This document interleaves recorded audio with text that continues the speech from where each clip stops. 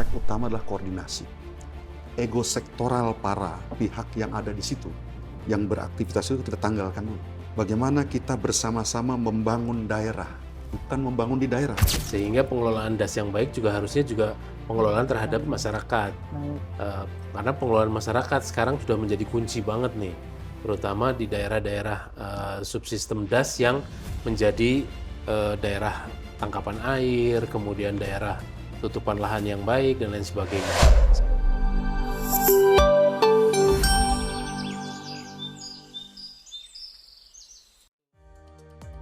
Halo Sobat Enviro, senang sekali saya Bobby Manman kembali menyapa Sobat Enviro dalam Enviro Talk. Pada episode kali ini kita akan membahas isu penting yang seringkali dekat dengan kehidupan sehari-hari namun belum sepenuhnya dipahami secara utuh, yaitu daerah aliran sungai atau DAS. Melalui tema DAS, tak kenal maka tak sayang, kita akan melihat bagaimana peran DAS tidak hanya terkait dengan air dan lingkungan, tapi juga memiliki kaitan langsung dengan upaya Indonesia dalam mencapai Volunetzing 2030. Topik ini sangat relevan bagi publik umum, mahasiswa, dan profesional karena pengelolaan DAS adalah fondasi penting dalam menjaga ketahanan ekosistem, produktivitas lahan, dan juga keseimbangan iklim.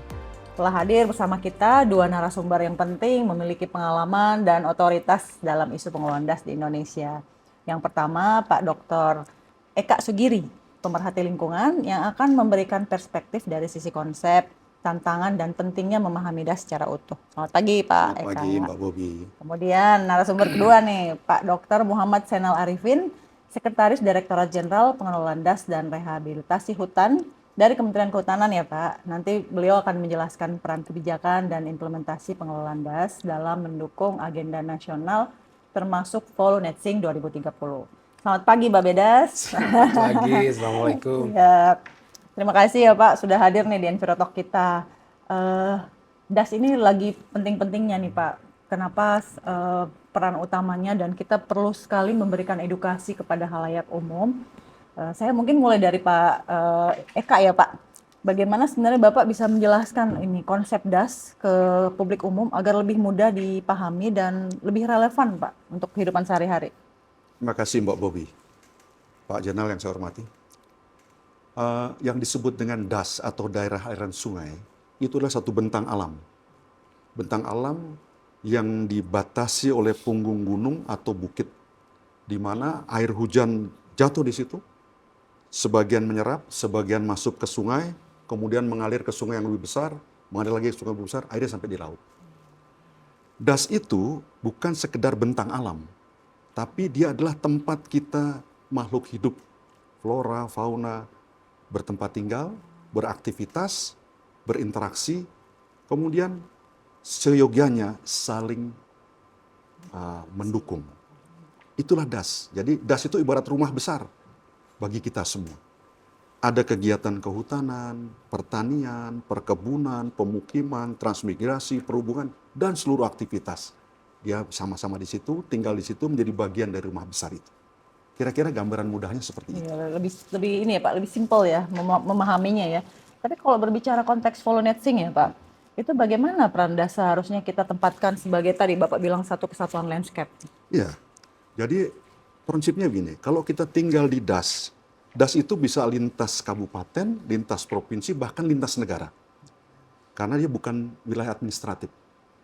Bagaimana kalau Volunetzing masuk di situ? Dia harus menjadi bagian dari apa yang sudah ada di situ. Karena konsepnya mengelola DAS adalah membangun kebersamaan. Jadi kalau Volunetzing ada di situ, dia menjadi bagian dari aktivitas yang ada di situ. Bagaimana dia bisa menyerap karbon, bisa mengurangi banjir, tanah longsor, dan lain sebagainya. Karena DAS adalah payung besar kita semua. Filosofinya begini, kalau kita tinggal di satu DAS, mimpi kita harus sama. Bagaimana mimpi kita sama mewujudkan DAS yang lestari, menjadi tempat tinggal yang nyaman, bisa menjadi tempat kita untuk beraktivitas dan berproduktivitas. Karena begini, kalau kita punya mimpi masing-masing dalam rumah yang sama, tentu tidak akan baik hasilnya. Kita menyamakan mimpi itu. Mimpi itu yang bersama, kemudian bagaimana mewujudkan mimpi itu dalam kegiatan praktis aplikatif di lapangan. Sekarang. Seperti itu ya Pak. Terus tadi Bapak sebut, jadi DAS ini kan memang tidak mengenal jurisdiksi daerah ya Pak. Nah, disinilah pemerintah harus hadir ya Pak. Iya. Dari Pak Zainal, bagaimana Pak sebagai perwakilan dari Kementerian Kehutanan, posisi pengelolaan DAS nih Pak dalam mencapai target voluntary? Ya, seperti yang disampaikan Pak Eka tadi ya, kita itu harus memandang daerah aliran sungai itu, sementara ini mungkin orang melihatnya kalau namanya daerah aliran sungai itu kiri kanan sungai. Padahal bukan begitu ceritanya. Iya Pak. Semua yang ada di dalam bentang alam, tadi yang disampaikan beliau, itu adalah daerah aliran sungai. Jadi ini merupakan sebuah ekosistem, sebuah sistem besar. Di dalamnya ada subsistem-subsistem macam-macam tuh. Ada orang antroposentrik, kegiatan manusia di sana, ada pemukiman dan lain sebagainya. Sehingga pengelolaan DAS yang baik itu nantinya akan sangat terkait dengan pengelolaan ruang dan juga tata ruang. Sehingga kalau kita nanti cerita mengenai bagaimana kita mau bermimpi yang sama tadi, maka pengelolaan landscape atau bentang alam tadi itu harus bareng-bareng juga.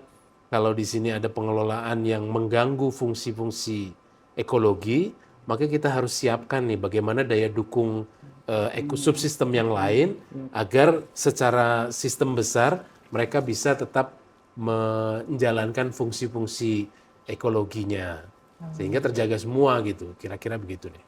Nah, tadi Bapak bilang pengelolaan DAS ini kan juga erat kaitannya dengan rehabilitasi hutan ya Pak. Iya. Nah, dari sisi pemerintah itu kebijakan dan pendekatan utama yang saat ini dilaksanakan Pak?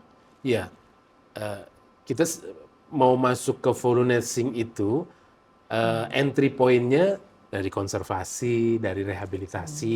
Nah, itu yang terjadi di pengelolaan DAS. Di dalam pengelolaan DAS kita juga pengelolaan DAS yang baik pastinya nanti akan menjadikan konservasi terhadap sumber daya alam, konservasi terhadap flora dan fauna, keanekaragaman hayati, semuanya akan terkonserv. Sehingga itu juga mendukung pencapaian volunteering. Kalau ada yang rusak, maka kita juga masuk sebagai bagian pemulihan lingkungan untuk menjaga daya dukung dan penyelenggaraan fungsi-fungsi tadi. Itu entry point-nya terhadap ya, volunteering. Baik, di sini kami melihat bahwa apa yang diimplementasi di lapangan memang tetap ada kendala, ada tantangan. Betul. Nah, kalau Pak Eka, tantangan utama dalam pengelolaan DAS di Indonesia ini Pak, menurut Bapak dari sisi ekologis maupun sosial?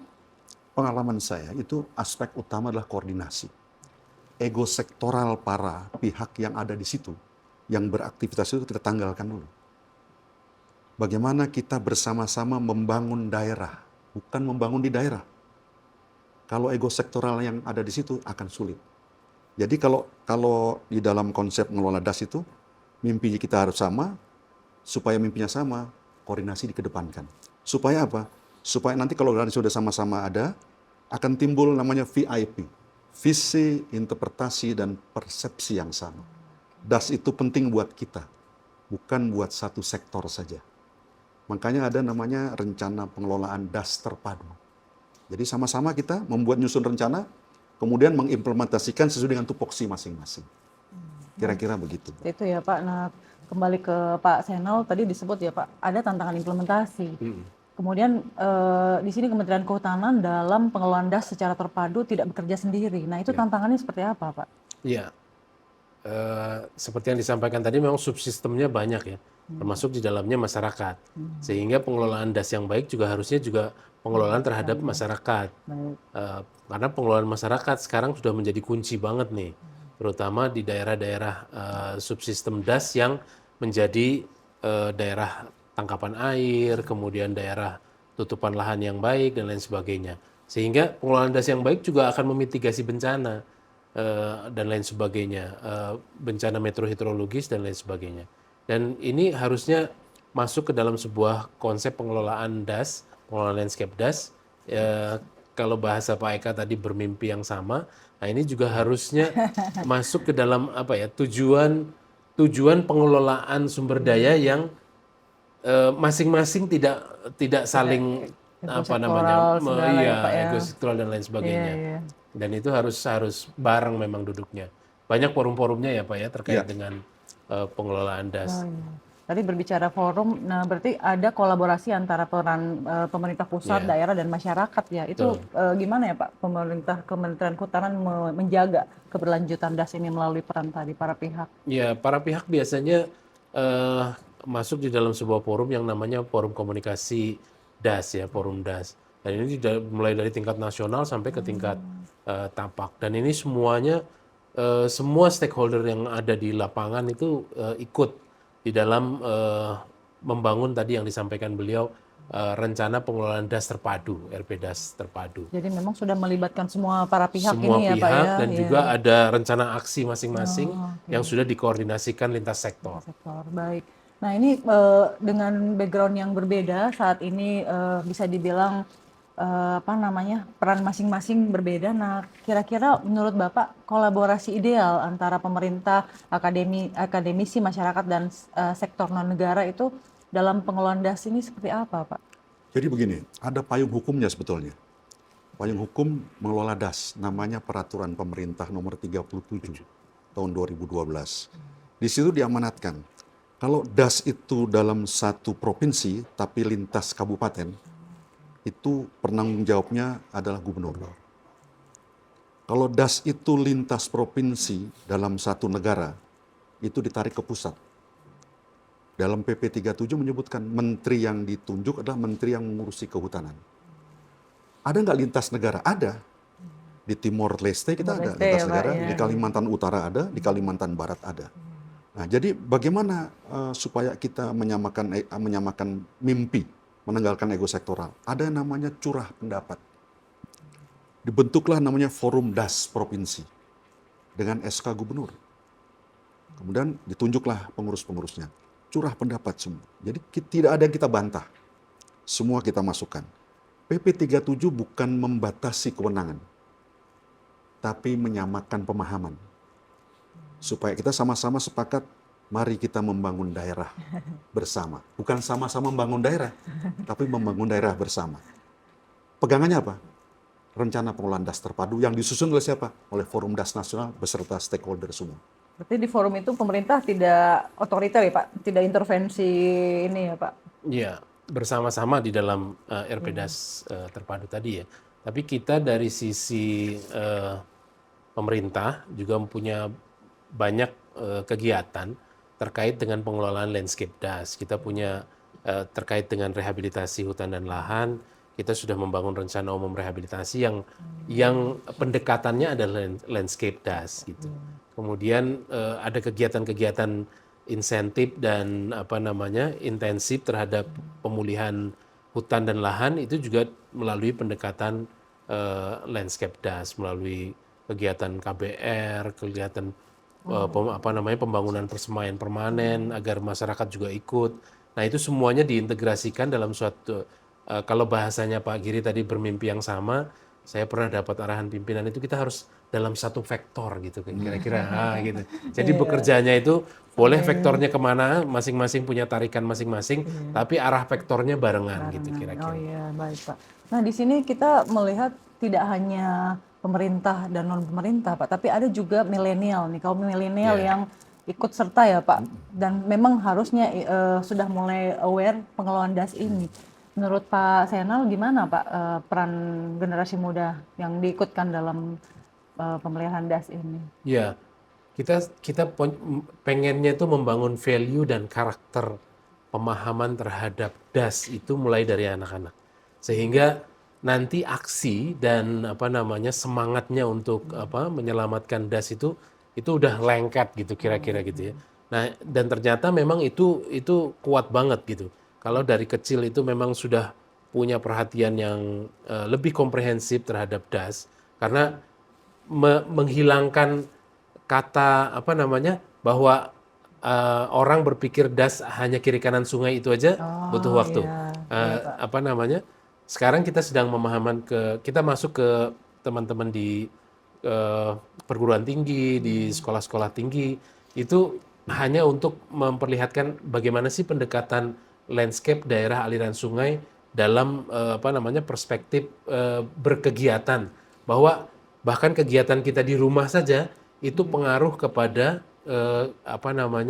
aliran sungai. Contoh nih ya, ini bukan apa namanya, kalau Anda buang air kecil nggak di dalam kloset, Anda hanya buang air kecil ke got dan lain sebagainya, Anda punya potensi untuk mengotori aliran sungai. Oh iya. Dari situ aja dari kecil Kontaminasi ya, Pak, ya? kita udah harus memahamkan tuh. Iya, iya, Pak. Anak-anak tuh bukan memaksakan harus apa namanya buang air kecil di tempatnya, tetapi kita harus punya perspektif kita akan mengganggu landscape daerah aliran sungai. Dari yang kecil-kecil gitu sampai yang besar-besar kita sedang dekati. Seperti itu ya Pak. Kalau Pak Eka profesional non kehutanan nih untuk melibatkan mereka dalam pengelolaan das. Ya, jadi begini, yang namanya ngelola das tuh banyak aspeknya.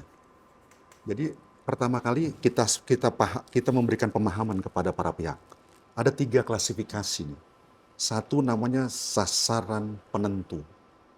Para penentu kebijakan di semua strata pemerintahan. Bisa presiden, menteri, gubernur, bupati, wali kota sampai. Ada namanya sasaran penunjang.